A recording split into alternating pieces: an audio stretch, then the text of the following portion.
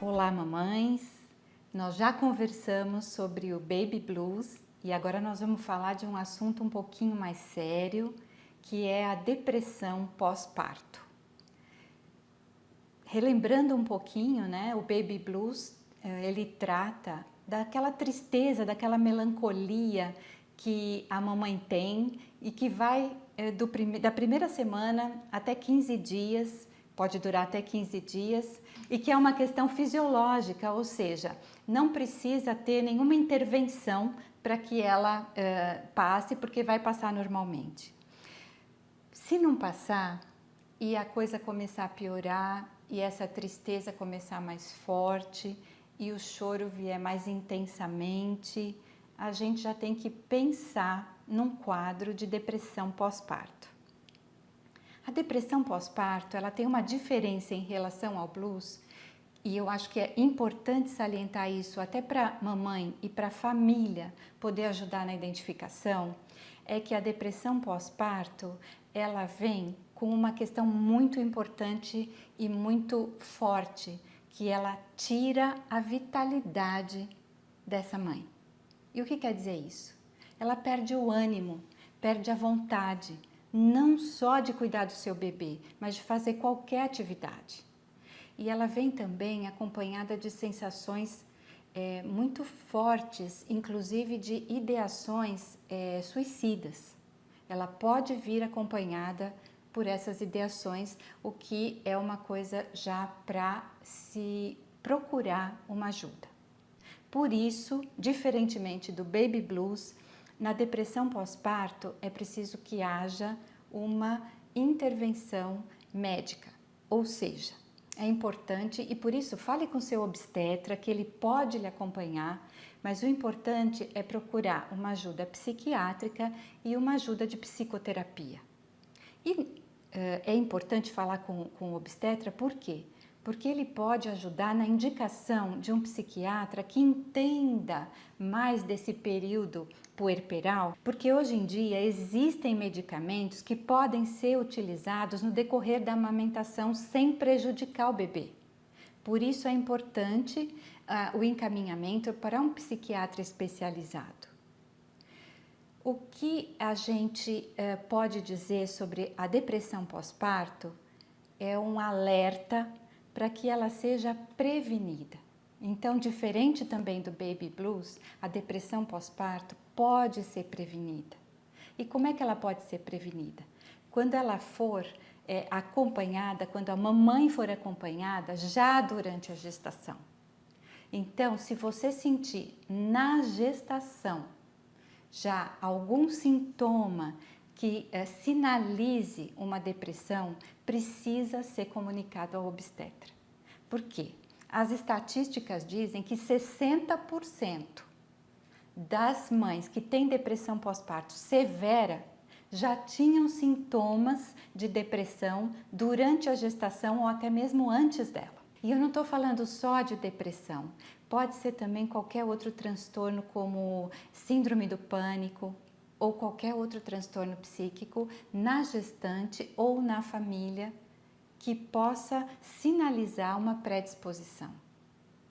Outro fator que a gente percebe e as pesquisas indicam como importante e que podem sinalizar uma depressão pós-parto é se a gestante romantizou demais essa fase e quando ela se vê frente a frente com o seu bebê real e não com aquele bebê idealizado, com a maternidade real e não com a maternidade idealizada, com a amamentação real, com os problemas que ocorrem nessa fase, com a intensidade e o turbilhão de emoções, ela se frustra. Tudo isso somado pode levar a um quadro de depressão pós-parto. Não estou dizendo que isso vai acontecer, mas pode acontecer. Se todo esse quadro estiver presente, é bom que se fique alerta para prevenir, porque prevenir é sempre a melhor opção quando a gente fala de depressão pós-parto. Outras dicas de prevenção para a mamãe são muito simples e não diferem muito da depressão que não é decorrente do parto, Quais são? Exercício físico, cuidar da alimentação. E aquelas que são específicas desse período são: tenha uma rede de apoio, peça ajuda, família, amigos, procure colocar como você está se sentindo. Isso não é vergonha, isso não é medo. Como a gente falou, isso ocorre em 60% a 80% das mulheres. E a depressão pós-parto tem ocorrido em 10% a 15% das mulheres, das mamães. E isso é um número muito considerável. Imagine como esse número é grande. Então, peça ajuda. Peça para a família, peça para as avós, para as amigas. Fale como você está se sentindo, fale com seu obstetra, até com o pediatra do seu filho. Porque todos eles vão poder te ajudar nesse momento. E agora eu queria ter uma fala exclusiva para os papais. Papais ou quem exerce a função paterna. Esse é o momento em que a mãe vai precisar muito do seu apoio incondicional e da sua aceitação. Então, se ela estiver chorando, tudo bem, e diga para ela que está tudo bem. Diga para ela que você está aí para ela, que você vai dar o apoio e que ela pode sim desabar um pouquinho, porque ela não tem que ser forte o tempo todo. E que você está aí para dar esse apoio, que você está aí para ajudá-la, que você está aí para proteger essa díade mãe e bebê que é tão forte e é tão importante que se estabeleça esse vínculo. Então, pai, essa é a sua função nesse momento, mas a gente vai falar disso num outro vídeo. E para a família, um recadinho especial também, porque a gente sabe que a família quer ajudar, que a família quer estar presente, que a família quer participar, mas será que qualquer coisa que a família fizer naquele momento ajuda? O apoio da família nesse momento é para a mamãe e não para o bebê.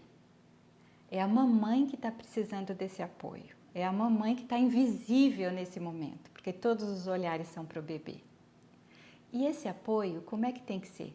Ele tem que ser dado respeitando as decisões dessa mãe, que ela está descobrindo a forma de exercer a maternagem dela. Como é que ela quer maternar? É um direito que ela tem. Então, respeitando as decisões dela. Quer dar um palpite, vovó? Quer dar um conselho? Dá se a mamãe pedir. Mas se ela não pedir, melhor deixar que ela faça do jeito dela, porque ela tem esse direito. Ela tem o direito de acertar, de errar, até descobrir qual é o jeito que ela quer maternar. O bebê é muito receptivo a isso. Ele aceita isso. Ele está formando ali, ele está reconhecendo aquela mãe, agora do lado de fora. E da mesma forma, a mãe está reconhecendo o seu bebê. Então, essa é a relação mais importante desse momento. E o vínculo que é formado aí, ele vai ser útil para toda a vida. Ele tem que ser um vínculo seguro, um vínculo forte, um vínculo firme. Então, cabe à família proteger essa díade. Proteger essa relação mãe-bebê e deixar que essa relação mãe e bebê se estabeleça da forma mais tranquila possível.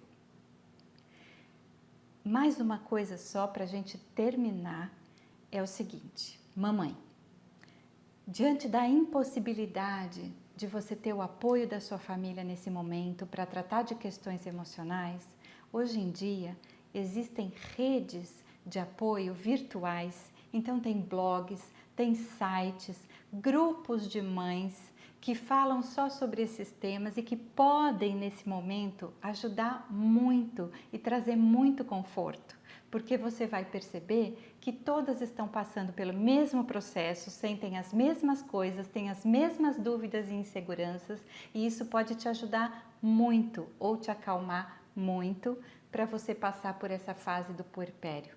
E para a gente terminar, eu queria só lembrar, porque eu já disse para vocês, mas reforçar, que toda paleta de emoções cabe no puerpério. Então, mamãe, aproveita esta fase, mergulha nela emocionalmente, se permita vivê-la com intensidade, porque você vai sair dela fortalecida. O vínculo com o seu bebê vai sair fortalecido também e você vai se permitir conhecer-se de forma como talvez você nunca tenha feito antes.